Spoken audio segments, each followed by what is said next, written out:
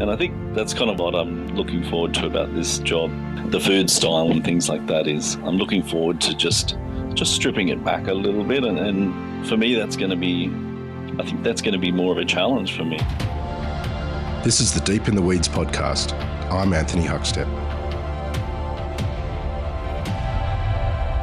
As many restaurants have folded, struggled, or adapted to change, there have been some new openings too, at a time when opening a new restaurant seems a little crazy to conceive. But these new restaurants are bringing new energy, a new focus, and knowledge to build stronger businesses out of the toughest time for hospitality ever.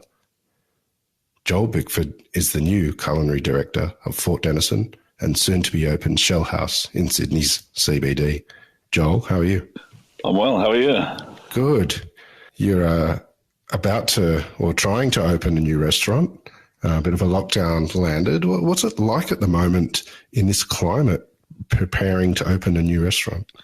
Yeah, it's fraught with sort of lots of challenges. Obviously, being new to the company is a challenge in itself and a new role, but also the fact that it's not just a new venue; it's actually a build as well. So it's not just a lick of paint and a new name. It's we're sort of opening three venues across the whole building. So certainly a lot to do, even in the best of circumstances. So, not having access to the site and construction being put on hold off and on with COVID restrictions.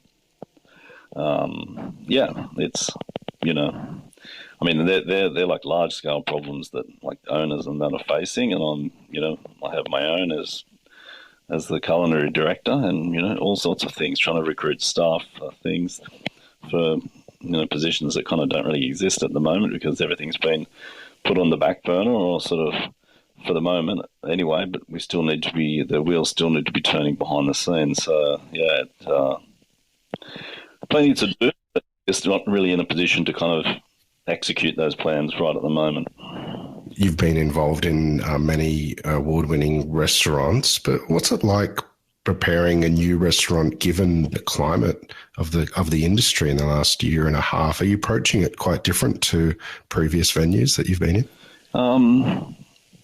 I don't think so. I think, we're anticipating, a market, ideally, because, based on the last COVID, when I was back at ARIA, we saw, a real resurgence. People were keen to get out there and really, dip their feet back in the industry again and support the restaurants and that. So we're hoping that's the case again. We don't really, obviously there's lots of challenges in relation to, square meterage and things like that. And, how many people you can put in lifts and those type of things, which we are going to have to look at because ours is spread across 3 floors, ranging from basically underground to rooftop.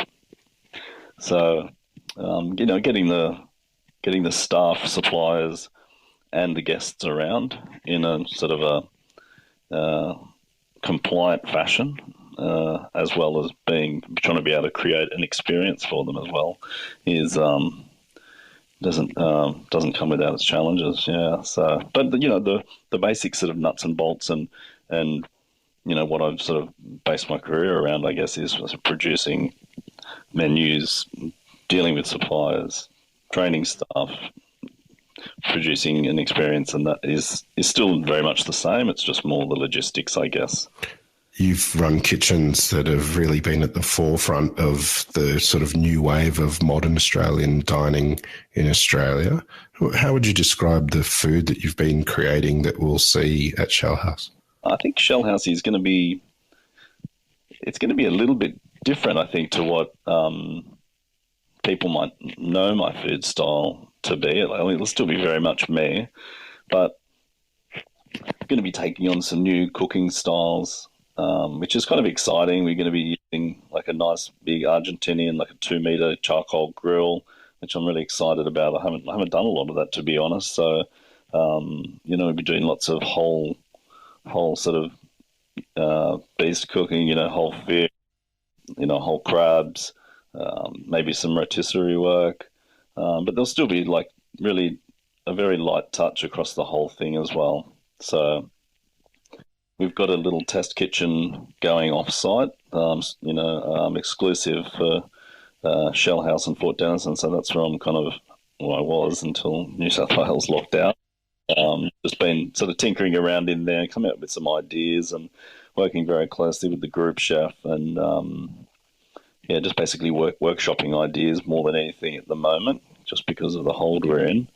But look, it's going to be a little bit more pared back than you've probably seen my food before. Still sort of distinctly my style, but just with, I just want to try and make it really effortless and beautiful, a bit more of a share style and like very social food, that can be enjoyed, by 2 or 10. So it's going to probably have a little sort of a European twist. The building is this amazing sort of Euro Art Deco style. So lots of nice outdoor terrace, very light-filled dining room, and very very luxurious, but very approachable as well. Sort of very welcoming, and the sort of place we want to create somewhere that you can come 2 or 3 times a week, or special enough to come for the big occasions as well. So yeah, really looking forward to it. What was food like for you growing up? Super basic. When I was a kid, I grew up in the Blue Mountains, very working class family. 4 kids in the 80s. I was born in the 70s, 74. So, Mum was at home for the first 10 years, I suppose, and then she started working after that. But it was super simple. It was, very quintessentially 80s Aussie, like meat and 3 veg, chops and veggies, 5 nights a week. It was pretty uninspiring, but it was, I quite liked the routine. I quite liked knowing what I was going to get.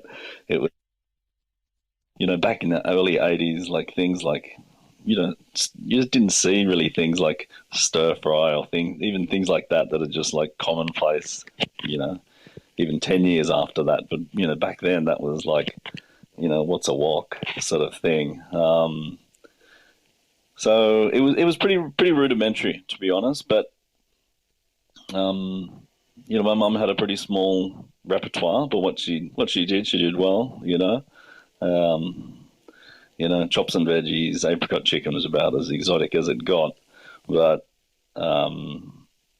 like I said, it was always tasty. I get to get my hands in the kitchen a little bit. Would get things prepared after school for her when she was working. But I guess I didn't really see much about food. I didn't really look at food in any way until I went to school, and that was German and French class, and they make you do cook a dish from each country or whatever. And I remember doing sauerkraut, and that was it was pretty ordinary, or but it was very basic. And like back then in the 80s, like that's in Australia certainly that's what certainly that's what I thought foreign food was: sauerkraut and French onion soup. You didn't really know any better. The only way you would know any different was what you saw on TV, Keith Floyd or whatever, someone like that, Peter Russell Clark or something like that. So I certainly didn't have a great exposure to, a huge variety of foods. Well, what lured you to a career in hospitality? And do you remember the first sort of time you worked in a commercial kitchen? Yeah, I do. I was 14. I took just looking for after school work. So I was looking to make money, like all kids. I think I was 14 and just walking up and down the street and basically just asking for a job, doing whatever in any place after school. Didn't have to be a restaurant. I would have worked anywhere. And by chance, a Chinese restaurant took me on. still there today, the Chinese restaurant. And yeah, and it was, I thought it was awesome. I thought I was just unreal. Like 14 in this kitchen. I was just washing dishes, so no dishwasher, just all by hand, and it was a pretty crazy place. Really loud. I was a super shy kid, and like very reserved, and being sort of thrust into that environment where it was really loud and sort of raucous, and everyone was moving 100 miles an hour, people going through swinging doors and deliveries coming in and people yelling and just stuff everywhere basically. Yeah, it was very foreign to me, but I did like it. I enjoyed the buzz of it, and so I did that for a couple of years. Just after school, I was only working, you know, Friday and Saturday night. I was getting paid $9 a night, and why did I give up my Friday and Saturdays for $9 a night? I'll never know. Um, but they used to give me. There was a little Mongolian lamb kicker at the end of the night. They would give me as well, or something. So that was always pretty cool. I thought that was good, and I never got out too late. I could always still go to parties and stuff, so it wasn't bad. But yeah, I guess that was my first sort of foray into a kitchen. But I did work experience at the Hilton in school, and that I got to see the whole hotel. It wasn't just chefing. I got to see everything from room service to front of house to the kitchens, and that showed me on a really big scale. That was the Hilton back in the day before it was redone. That was 1990. So, I mean, that was, yeah, a real eye opener. So I guess, I don't know. It wasn't like really by design. I just kind of at every turn, I just kind of, I don't know. I didn't really know what I wanted to do, so I guess I just, you know, had I walked into a mechanic at instead of that Chinese restaurant, I probably would have ended up being a mechanic. You know what I mean? Like it's a bit like that. Um, I, you know, In the first sort of decade of your career, what was the real integral sort of pivotal moments that triggered your career to sort of blossom? first decade, yeah, I think. I mean, probably my first executive chef was Lucas Van Agten, and he was just someone that always just showed a real interest in me, would take me aside, and just kind of, I don't know. There's just those people in your career sometimes that you just know have always got your best interests at heart, and it wasn't just a worker to him. So he was my executive chef, and I was a first year apprentice. I was at Panthers in the Blue Mountains, which I thought was awesome. I get to watch a football game and all of that sort of thing. I was only 16 at the time, so a place like Panthers was pretty big to me, and but I thought it put me in pretty good stead because it was quite a big place, and I got to meet Lucas, and um, eventually, we would uh, he would end up taking me with him to when I went to go and open Astral in the city. So he was the one that really got me into the city, and would always uh, show me that there was just how much there was in the industry, I suppose, outside of the Blue Mountains, because I'd grown up in the Blue Mountains and hadn't really ventured into the city. So, I mean, from a working standpoint. So I think once I made that move into the city and I started um, seeing better places, working with better chefs, and just seeing the opportunities a bit more, I think, and just opening my eyes a little bit. Um, that was when I really thought, oh, hang about, this is not just a job. This can be more than this. This can be, travel. This can be, just so much more. And yeah, I think that's when the flick switched from job to career for me. And once I made that decision in my head, I always just, I always wanted to work. I always wanted to work somewhere better each time, or to challenge myself. So Um, Not that, not to say some places are better than others, but you can always take something out of everywhere. And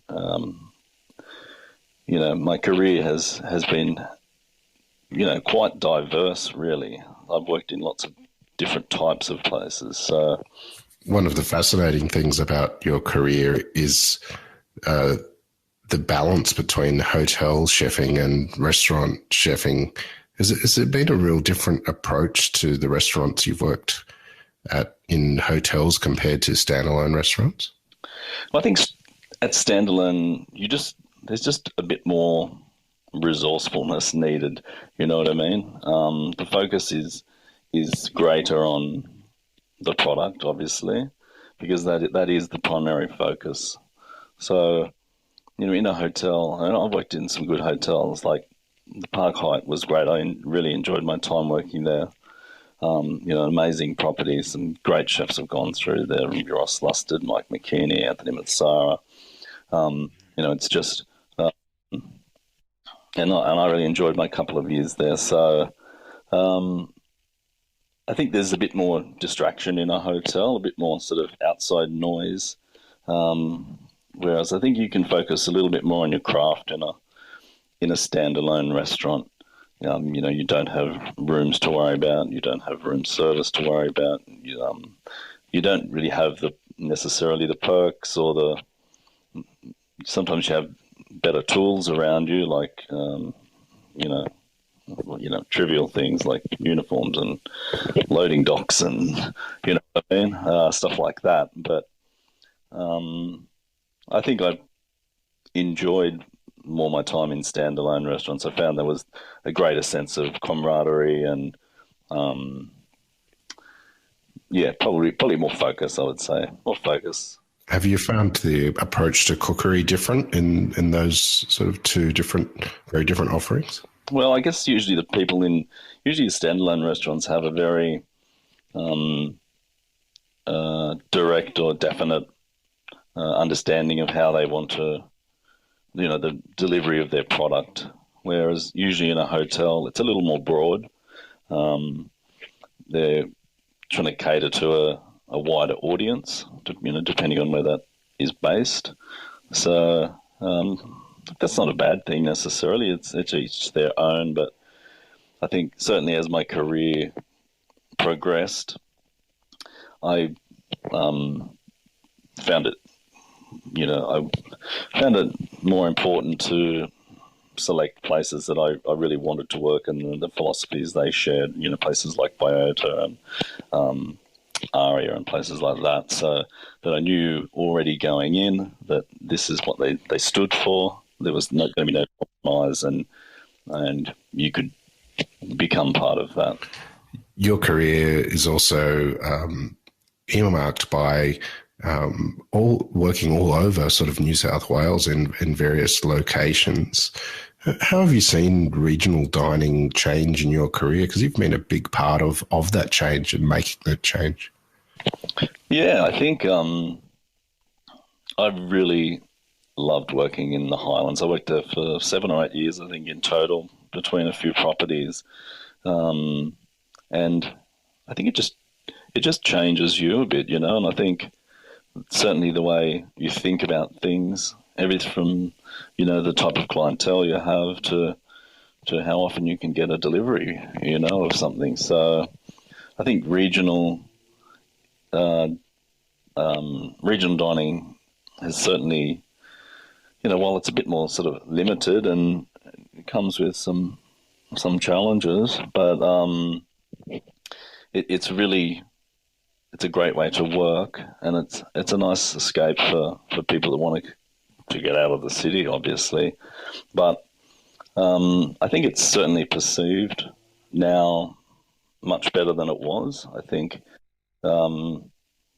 places like, well, even Bray or there's some great places down in Adelaide and, like I said, the Highlands, even down on the south coast of New South Wales. Now there's some amazing places, or far northern New South Wales. There's just like they're really like leading the way in creativity, and they're much smaller, those places, But they've got, some of the top chefs in the country are working in these places. So, um, you know, I wouldn't. Uh, I don't know. I think it's very enticing to a lot of people as to work there and to go there. So Your career is also highlighted by a real sort of connection with producers and in championing the very best producers. What sort of connections have you made over the years? Do you have any stories you can share of that connection that you've created? I just think it's certainly, especially when I was in the Highlands, it was just so easy because it was like the producers weren't suppliers; they were our friends. So, and not friends as in they were our friends before that. They became our friends, because were so involved in what they did. Like we would, it was nothing to just give them a call and say we're in the car, we're going to come over and what's going on and come over for a coffee, or would even just go and ride motorbikes on their farm, and so we would see as people, you know what I mean? Like they weren't, which just made us more invested in what they did because it was their livelihood. So I think it is really important to have that connection. It certainly um, gives you a greater understanding and a greater appreciation of what they do. I mean, you certainly want people to do that with our own craft and to be that up close and personal with them and really be able to sort of share in what they do and champion it was very much a part of who we were, especially in the Highlands, in particular Biota. Some of those relationships we had there with Pecora Dairy and Ted at Yelverton Truffles and Red Leaf Farm, all of these guys. So these, they were really on the journey with us because we were kind of all sort of starting at the same time. Like we were just another supplier, we were just another producer along with them, all sort of pushing in the same direction and, and helping each other along the way, So I think they're great relationships to forge and, they're just,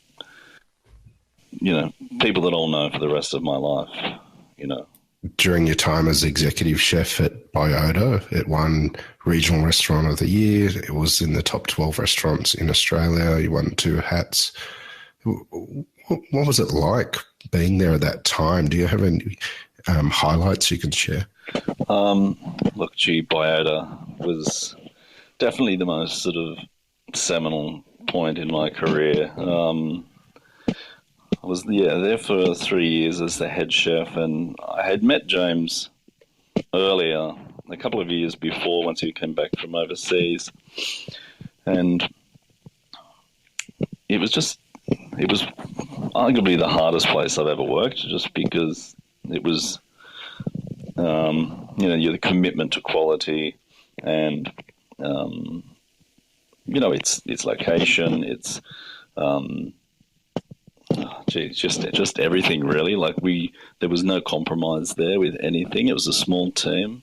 It was quite hard to attract staff, even though it's standing as such a great restaurant. It was really a special. I was there in like a really special place at a special time, I think. So. I think would say James was probably the most influential person in my career, and a great friend, But the team we had there was great. Like we were running 17 out of 20 restaurant on 5 people, and it wasn't a tiny restaurant. Like we could still do 80 on a Saturday night. But we had myself, James, Nicola Cotcher, Josh Gregory, Ashley Kent. It was just this really super tight, small team. And, James would always call it our little cult. And, James is a bit of a nut. Like you're never going to get anyone more passionate or dedicated. And obviously, it was his own business. So he was, it was his life basically. So, passion and sort of dedication were mandatory, and if you didn't have that all the time, you were found out pretty quick. So, yeah, look, it was the beauty of it was, I think it was just always evolving. Nothing was ever the same twice, really. So you're always constantly on your toes, and you're always operating on a shoestring as well. So James and his father owned that themselves. There was no backers or anything. So basically, if you wanted it, we would always try and make it first, and if we couldn't make it, then we'd buy it. So yeah, just a really awesome place. I got just to make some of my great friends there. Got to travel the world with James. Stories, yeah, basically just our whole time overseas is just, but we lots of things. We got to just meet amazing chefs: Rene Redzepi, David Chang, Eric Repair. Just, I don't know. I think Biota was just a super special place, and like I said, special place at a special time with a great bunch of people. What was it like for you, having spent so many years in the Southern Highlands, to then move back to the city and run the gantry where, you won Chef of the Year and so many awards? But was it a challenge given, such different offerings? Yeah, very much so. I mean, it was, whilst we were in a hotel, we weren't blessed. It was a small hotel. It was a struggling dining room that I sort of took over. One thing with working in hotels, the staff are quite transient. They're usually, passing through or just kind of odd jobs. So that level of commitment, this is more front of house than the kitchen. The kitchen team I had was quite solid. But yeah, it was different, and it was my first kind of real executive chef job in Sydney. So there was a lot of other stuff that, HR and meetings and all of the sort of trappings that come with being the executive chef that, from coming from small town restaurant, which whilst it was still a great restaurant, it doesn't, the things are on much smaller scale there, so it's easier to control them. Where in a restaurant, you've got breakfasts and functions and weddings and all sorts of things, room service and stuff. So it was really challenging. I was looking to, when I originally started there was talk of me doing some consulting for the company, which was quite attractive, but that just never really panned out. So, but I guess the main thing there was, it was just, how would you explain? There was a great bunch of people in the kitchen. I worked with my chef Tom Gorringe, who I'd taken from with me from the Highlands. So we'd been working at Echelot before that, and then Tom had gone overseas for a few years. And we reconnected after Tom came back and worked at Bentley for some time. And then he came over with me and became my number two. So once Tom joined me, we really had a good team in the kitchen and a few other good pickups.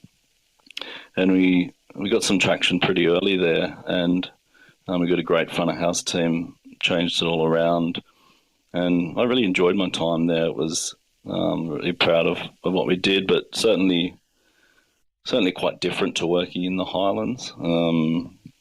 There were some things that made it easier as well, but it was a good job. I enjoyed it. It was just, I think I probably just kind of outgrew that job a little bit earlier than anticipated. I was there for 3 years, and I had been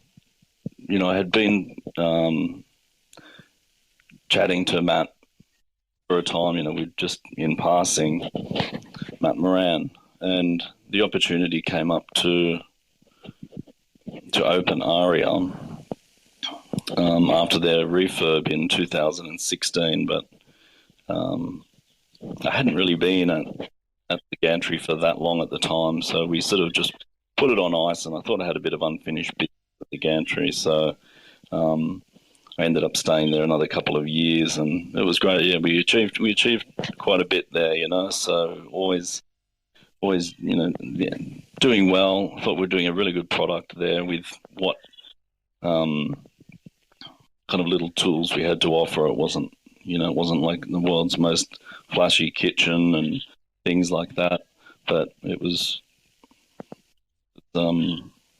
certainly. I think I left it in pretty good shape, so I was quite happy with what we achieved there. You've spent the last 3 years at Aria, which you briefly sort of mentioned, and half of that has been a pandemic. What's it been like at the helm of one of Australia's most awarded restaurants during this time? Yeah, it was tough. It was tough. It was that first COVID one was a real hard one because we were running a kitchen with 27 chefs and and some KPs, and we closed those doors with 20, 27, 28, and when we reopened some months later, I think we reopened with 12. So, a lot of them just because of the visa status at the time. A lot of them visas were just if they're on working holiday 6 months, they would just finish up within that period. So they would return home or whatever they did, or they went to do their farm work or whatever it was. But so it was actually hard to almost have a full team put together when we returned, and that's not the way you want to finish up anyway. And these people, they were doing it really hard. Everyone was doing it hard, especially the visa workers. So I was fortunate that I had a couple of years under my belt, before that at Aria, starting in 2018, and that was definitely my biggest challenge in my career, taking on the role at Aria. Not so much the food aspect. I was quite confident in my food, and that it was just translating what I've always done in a 60 or 80 seat restaurant to a much bigger venue. So just having to rework that and look and see if, the last thing I wanted to do was dumb down my food, or, Matt had brought me over for a reason, and that was, based on, what I could produce, I guess. And I think we managed to do well. I did have to augment it slightly, but I remember the first couple of Saturdays I was there, I think they were doing like 300 on a Saturday night.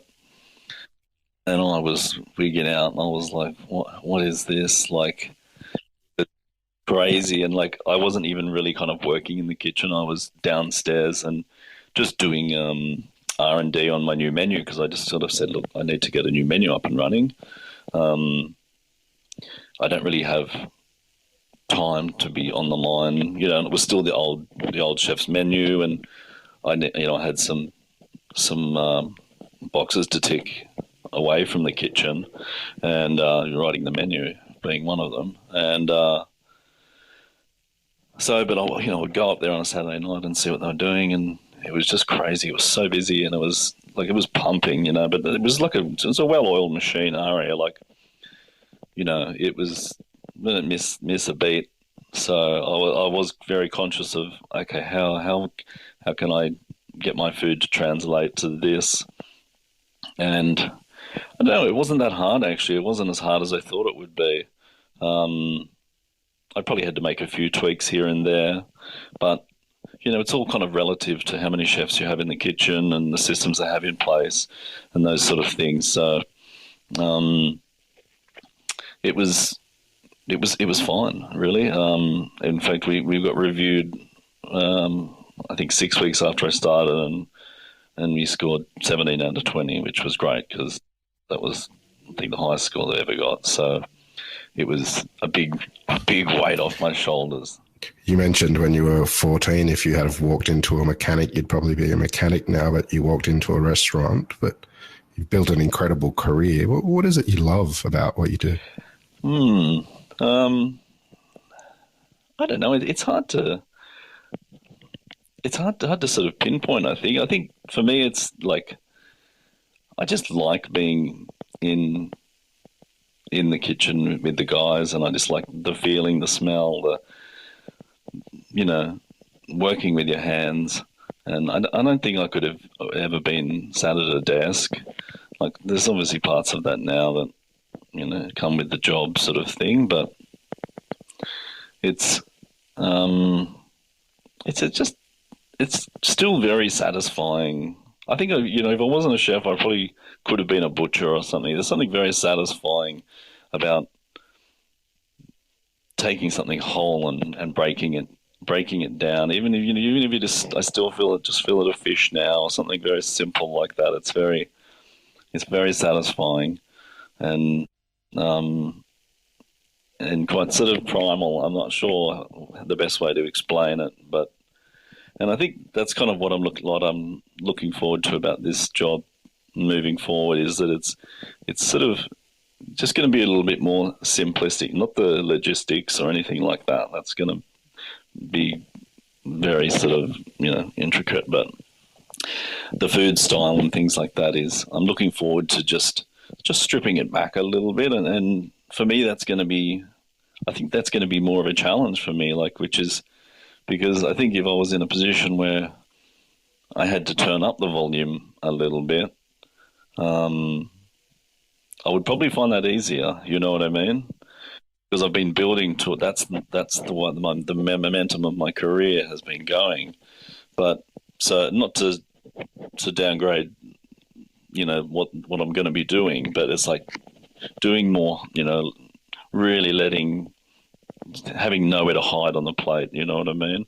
And just having that beautiful whole fish or whatever it is, but and just letting that sort of do its thing. So yeah, I'm excited about that.